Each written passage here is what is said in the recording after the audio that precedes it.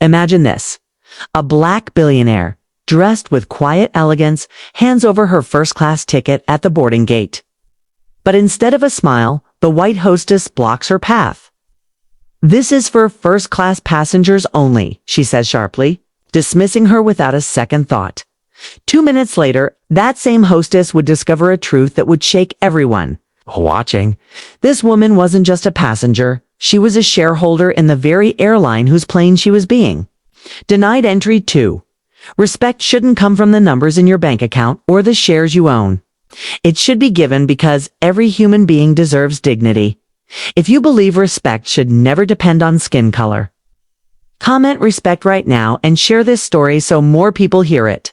The airport buzzed with its usual rhythm, footsteps, echoing, voices overlapping, boarding announcements cutting through the air.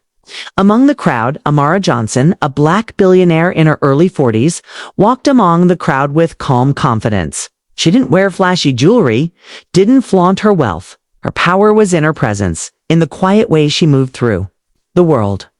For Amara, first-class flights weren't a privilege, they were a routine part of her global work.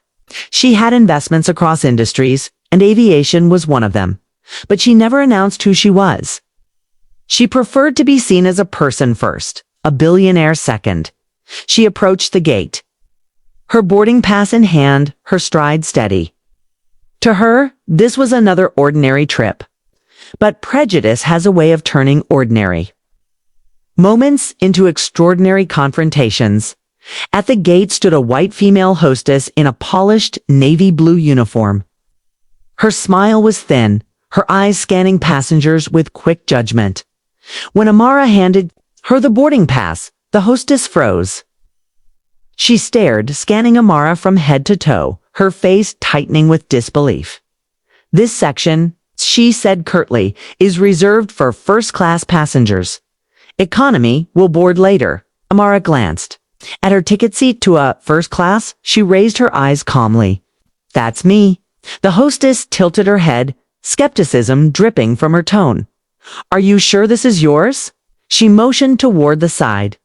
"Please step aside. You're blocking the line." Murmurs rippled through the boarding area. People stole glances, but said nothing. Mara felt a familiar ache. This wasn't the first time she'd been underestimated. No matter how high she climbed, her skin told people stories about her that she didn't write.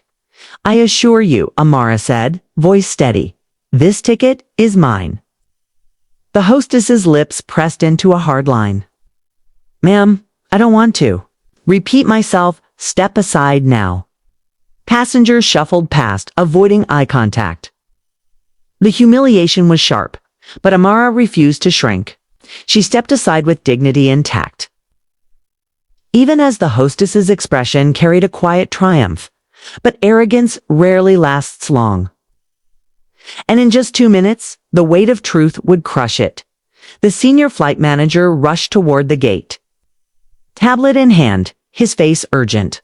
His eyes landed on Amara, still standing near the wall.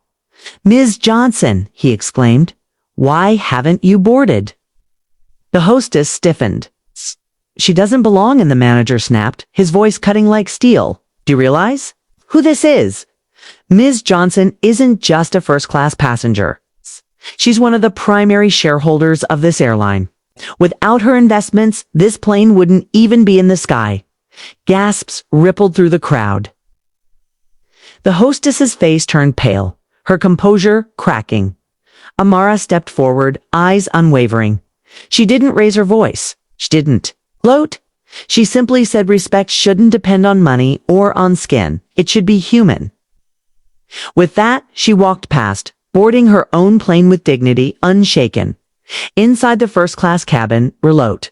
Inside the first-class cabin, Amara sank into seat 2, a calm yet heavy-hearted.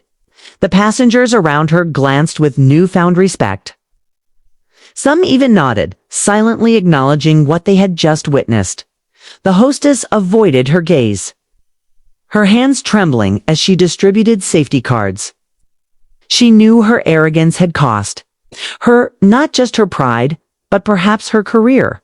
For Amara, though, this wasn't about revenge. was about exposing a truth too many tried to ignore. Even billionaires, even shareholders, were not immune to racism's sting. Her story would spread far beyond that flight. It would challenge people to ask, why should someone have to own the plane before they are allowed to board it with dignity? If you believe justice must speak louder than prejudice, hit subscribe now and share this story with someone who still doubts racism exists today.